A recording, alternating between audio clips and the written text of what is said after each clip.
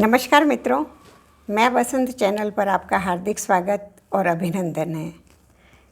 लीजिए फिर हम आपको लेकर चलते हैं पत्रों की खूबसूरत दुनिया में, जहाँ भावनाएं हैं, एहसास है, बहुत कुछ है। तो एक पाती मीत को इसी पुस्तक से पत्र आपके सामने प्रस्तुत करने से पहले इस पाती मुहिम के जनक आदरणीय डॉक्टर सूरज सिंह जी नेगी, डॉक्टर मीना जी सिरोला और उनकी समस्त टीम तथा समस्त पाती परिवार का हार्दिक स्वागत और अभिनंदन करती हूँ। और अब आपके सामने एक पत्र प्रस्तुत करने जा रही हूँ। जो पत्र है अजमेर से 28 मई 2020 को लिखा गया है। प्रिय मित्र कमल, आज सालों बाद मन किया कि तुम्हें फिर से पत्र लिखकर अपनी पुरानी यादों को ताज़ा करूं। दूरभाष से तो हम बातें करते रहे, पर फिर भी हमेशा एक अधूरापन सालता रहा। पत्र लिखने की बेचैनी व पत्र आने का इंतज़ार करना, वो डाकिये को आवाज़ देना, बाबूजी विदेश से आपका पत्र आया है। जब से तुमने भारत छोड़ा और विदेश जा बसे, तब से मन में हमेशा वो पुरानी यादें, वो बातें, वो पढ़ाई के दिनों की मस्ती, हंसी मजाक, वो देर रात तक गली के मुहाने पर खड़े होकर बातें करना।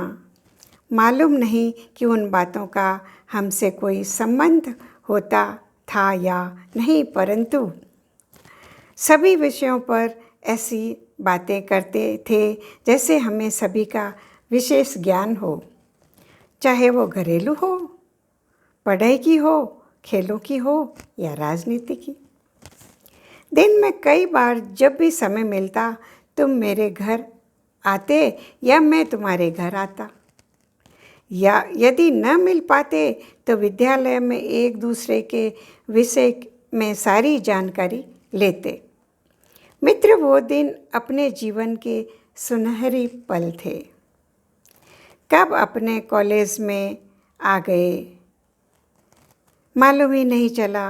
कॉलेज की पढ़ाई पूरी होते ही अचानक तुम्हारा विदेश जाने का कार्यक्रम बन गया और 1974 में तुम जर्मनी चले गए। मैं यहाँ भारत में अपने माता पिता व भाइयों के साथ ही परिवार की जिम्मेदारियों को पूरा करने में लग गया। 1975 में अचानक मेरे पिता का देहांत हो गया और मेरे ऊपर परिवार की पूरी जिम्मेदारी आ गई। ये ऐसे था जैसे छोटे बछड़े के कंधों पर हल्का जुआ रख दिया हो। मेरे बड़े भाई अपने परिवार के साथ वाराणसी में रहते थे। परिवार के बाकी हम सभी लोग अपने उसी दिल्ली वाले पुराने मकान में रहे।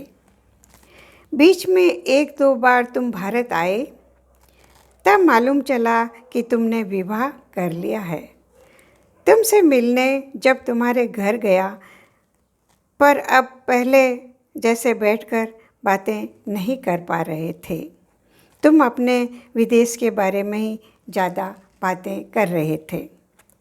मैं भी अनमने मन से सब कुछ सुन रहा था। लगता था कि कहीं कुछ छूट सा गया है। फिर तुमने वापस जाने के बाद फ़ोन करना शुरू किया, पर धीरे धीरे वो भी कम होता गया। शायद परिवार की जिम्मेदारियों को निभाने में समय नहीं मिलता होगा। पहले शुरू में जब तुम्हारे पत्र आते व मैं भी तुम्हें पत्र लिखता तो असीम आनंद मिलता। अब कई सालों बाद उन सब को एक बार फिर से दोहराने का मन कर रहा है। तुमने बताया था कि तुम्हारे 2 बच्चे हैं।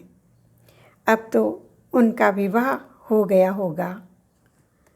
मैं भी यहाँ भारत में परिवार की ज़रूरतों को पूरा करते करते कब बूढ़ा हो गया मालूम ही नहीं चला। पिछले 46 सालों का लेखा जोखा बहुत लंबा है मित्र। मालूम नहीं अब कभी मिलना होगा भी या नहीं होगा। कमल मेरे मित्र, मैंने भी पिछले 5 सालों से दिल्ली को छोड़ दिया है। मेरे भी 3 बच्चे हैं, तीनों का विवाह हो गया है। 2 बेटे हैं, दोनों दिल्ली में ही रहते हैं। बेटी का विवाह राजस्थान में हुआ है। मैं और तुम्हारी भाभी अब अजमेर राजस्थान में पिछले 5 सालों से रह रहे हैं। मित्र, अब दिल्ली जाना भी कम ही होता है। मुझे आशा है तुम अपने परिवार के साथ कुशलता से होंगे। कभी भी तुम भारत आओ तो मुझसे ज़रूर मिलना। मुझे तुम्हारी प्रतीक्षा रहेगी। मुझे फ़ोन करके आना। फ़ोन नंबर वही है जो तुम्हारे पास है। तुम्हारा शुभचिंतक बनवारी लाल शर्मा। तो देखा मित्रों, आपने विदेश में बसे अपने मित्र को किस प्रकार बनवारी लाल जी ने अपनी भावनाएं प्रेषित की है पत्र के माध्यम से, जो हम कभी भी फ़ोन के माध्यम से व्यक्त नहीं कर पा सकते हैं। तो मित्रों, आप भी अपने मित्रों को पत्र लिखते रहिए, मित्रों के पत्र पढ़ते रहिए और हमारे चैनल को like, subscribe, comments and share करते रहिए। पुनः पाती परिवार का, आदरणीय सूरज सिंह जी नेगी का और मीना जी सिरोला का और आप सभी का हार्दिक आभार और अभिनंदन। नमस्कार। फिर मिलते हैं पत्रों की दुनिया के साथ। तब तक के लिए नमस्कार।